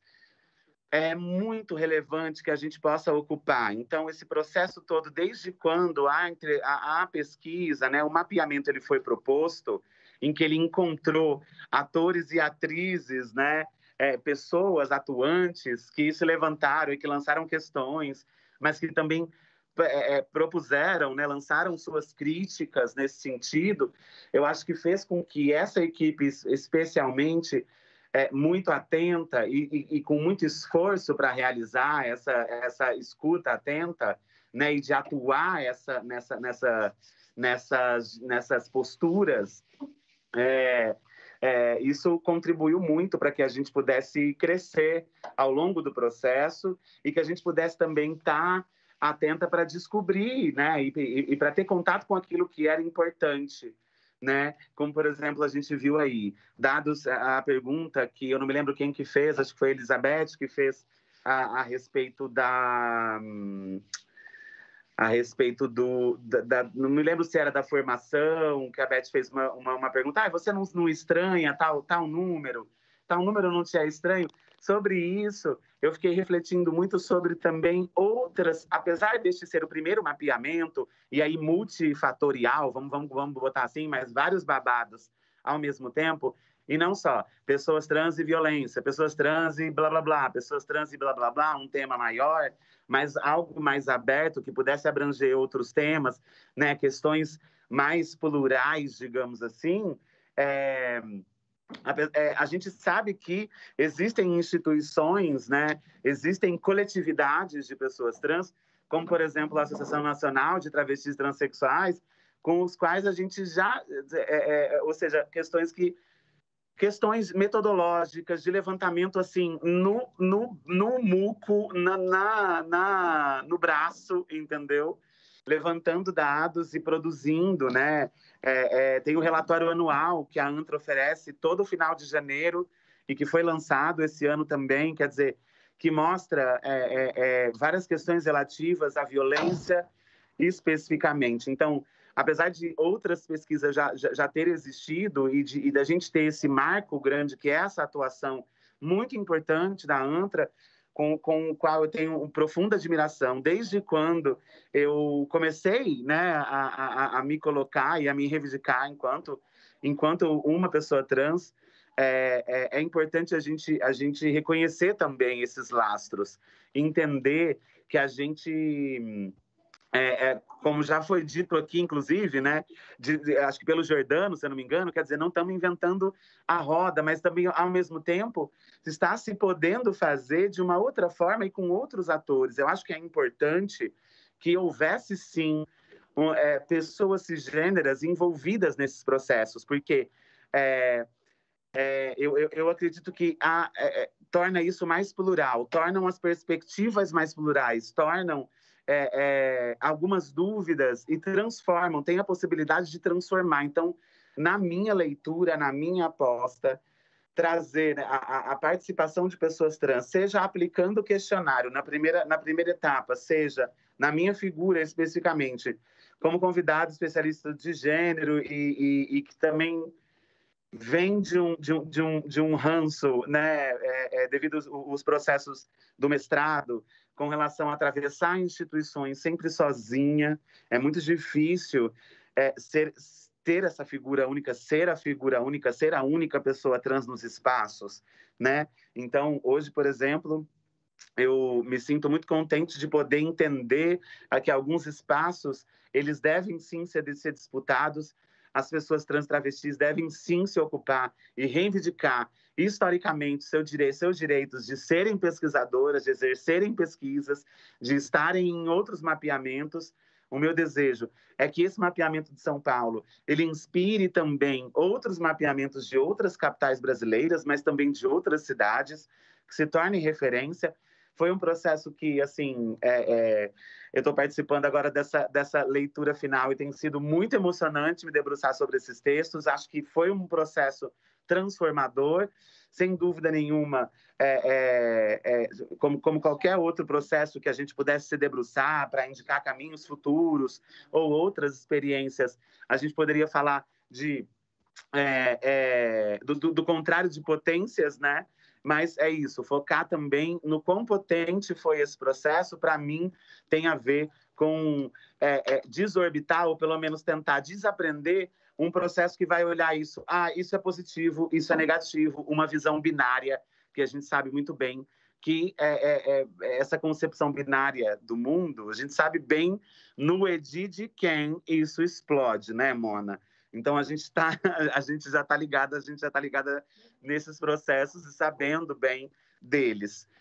eu acho que dentro do que eu me programei para dividir com vocês hoje, a partir da importância da participação de pessoas trans neste mapeamento, eu acho que tem a ver com isso. Assim, eu me lembro de me debruçar sobre esses números, de me debruçar sobre o relatório, de pensar o mapeamento e de refletir o mapeamento e de enxergar coisas que a gente já imaginava, números e comentários que antes a gente poderia ouvir da boca de uma amiga ou amigo ou amigue nosso e dizer, ai, tirou da onde, né, gente? Do Instituto tirei do EDI, né?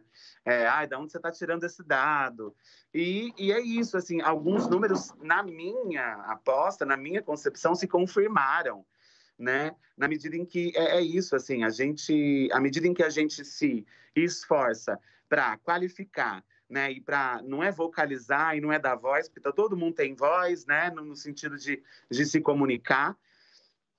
Até mesmo, né, as pessoas deficientes que não falam, elas conseguem se comunicar de outras formas. Então, não se trata de necessariamente dar voz, mas de estar atenta e de estar disponível para construir essas coisas, para ouvir, para propor também, não só ouvir. E aí eu fico muito contente. Por exemplo, algumas tretas, entre aspas, né, que são questões-chave que a gente que está dentro dos ativismos, das militâncias, já se deparou anteriormente. Então, seja nos espaços, nas relações profissionais, aparentemente mais privilegiadas das pessoas não binárias e dos homens trans, especificamente, e isso a gente, de alguma forma ou de outra, já ouviu muito nos espaços que a gente frequentava e nos debates que a gente fundava. A gente já ouvia muito isso, mas sempre num lugar difícil. Quer dizer, acho que tem um desafio aí. Se eu pudesse pensar daqui para diante, o desafio é grande no sentido de justamente não se utilizar desses números de modo a gerar cada vez mais cisão, corte e separação, mas de conscientização, de elaboração, de reflexão, de proposição, inclusive de conjunção, de estarmos juntas, ainda que sejamos profundamente desiguais entre a gente, né? Então, acredito que esse mapeamento e as nossas presenças garantiram ou facilitaram para que a gente pudesse aí, então, chegar num processo onde a nossa pluralidade fosse não só averiguada, não só colhida, né, no sentido de, esqueci o verbo agora, mas confirmada, produzida, proposta. É isso, gostaria de agradecer o convite da Beth, gostaria de dizer que, para mim, é uma honra estar aqui. Aisha, Cole, foi um prazer também dividir esse espaço com vocês, poder ouvir Carla, poder ouvir também Jordano. É isso, gente. Obrigada. Um beijo em cada um de vocês. É sobre isso. Considerações finais, é sobre isso. Um beijo, um abraço. Isso mesmo. Agora a gente já está partindo para as considerações finais, né? Não sei se Vinícius quer falar alguma coisa em nome do núcleo. Eu pensei assim, cada um fazer uma fala tem que ser breve, né? Porque a gente tem aí 7 minutos para encerrar a atividade. Eu já gostaria desde já agradecer a contribuição de vocês, foi assim, nossa, sensacional, acho que foi uma tarde muito produtiva, né? E eu gostaria que, não sei quem de vocês pode fazer isso, tem que ser de maneira breve, infelizmente, que falasse como que vocês pretendem esse outro caminho agora, né? Porque o Jordano começou falando, né, dessa pauta, como que ela entrou nessa agenda política, e a partir daí desses resultados, eu creio que vão vir aí propostas, né, de políticas públicas, de programas, de projetos, enfim, não sei que configuração, que desenho vai ter, mas que vão ter que entrar numa agenda política de novo para serem concretizadas, né? Então, eu queria que vocês brevemente falassem sobre isso para a gente poder encerrar. Eu também só queria agradecer a todas e todos novamente pela tarde produtiva, saudar a Magu, que eu não tinha falado com ela antes, E também reiterar, né, esse convite, né, para que a gente possa também contribuir com a segunda fase, também contribuir de alguma forma, né, com os debates que eu acho que vão ocorrer, né, não só aqui nas instituições, mas também, né, na formulação das políticas públicas, no legislativo e no executivo. Então, a gente está à disposição também para contribuir, né, com o nosso know-how da Defensoria nessas questões todas que eu acho que serão enfrentadas e que esses dados serão importantes, né, para subsidiar políticas públicas. Não sei o que vocês estão pensando também, né? Acho que seria legal a gente ouvir um pouquinho.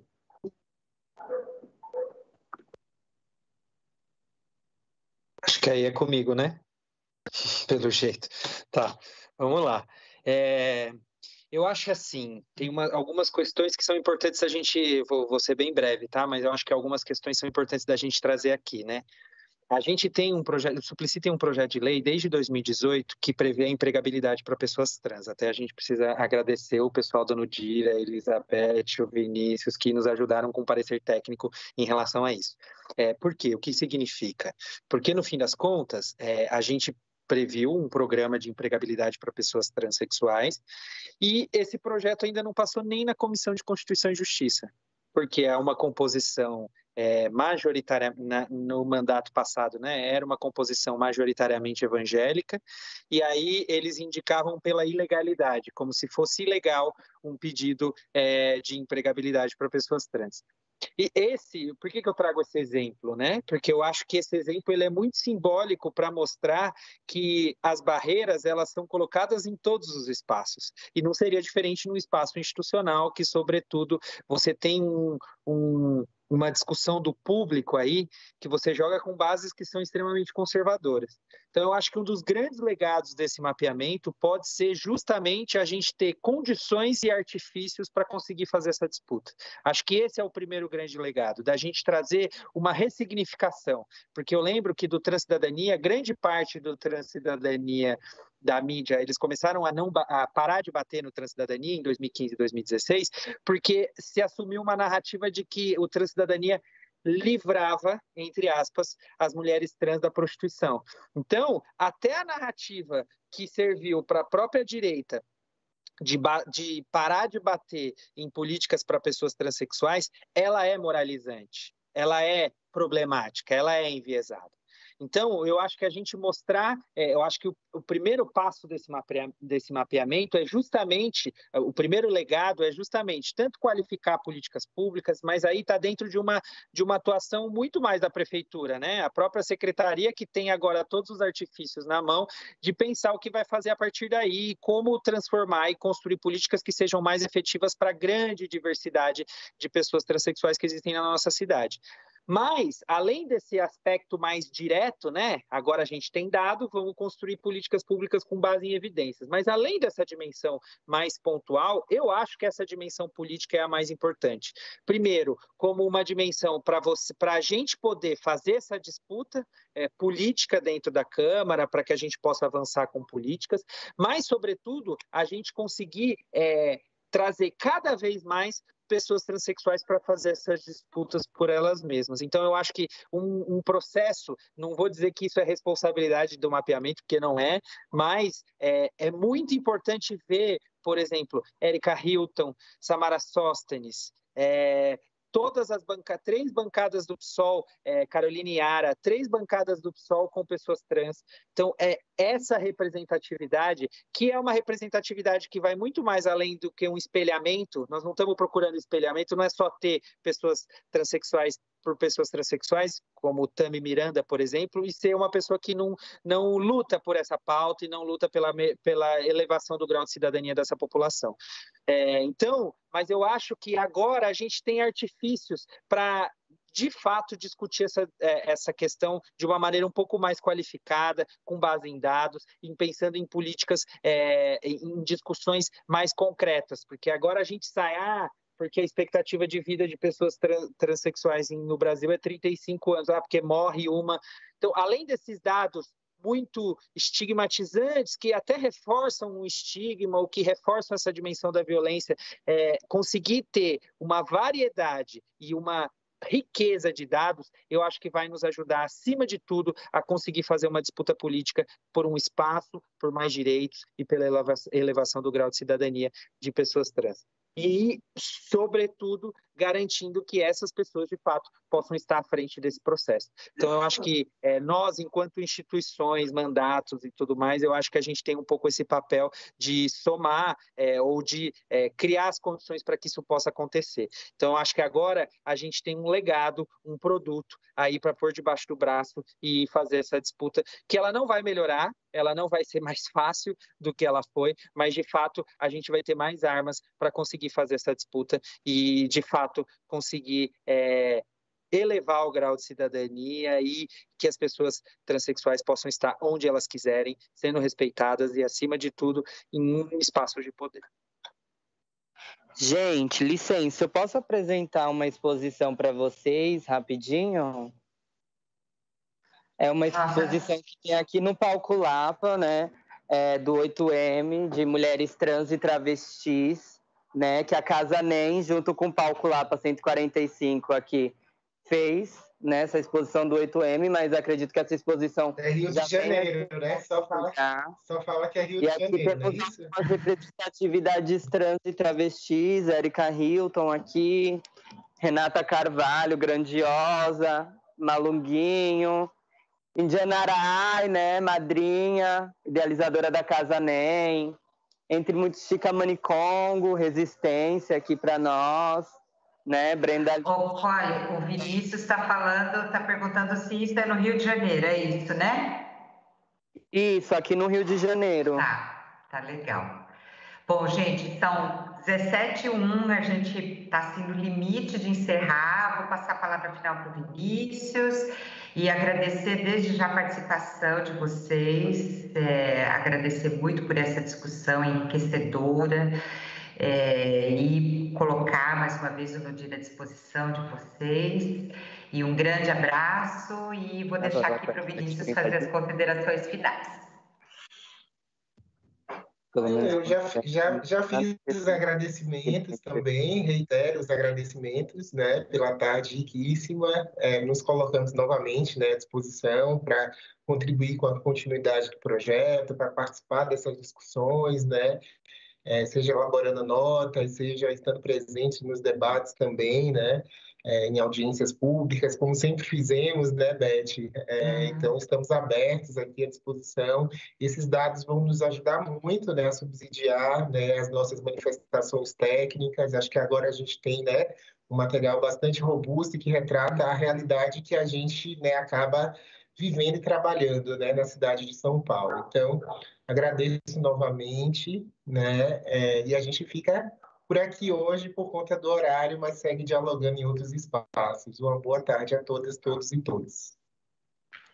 Tchau, gente. Boa tarde. Tchau. Mais uma vez, muito obrigada. Tchau. Beijos. Tchau.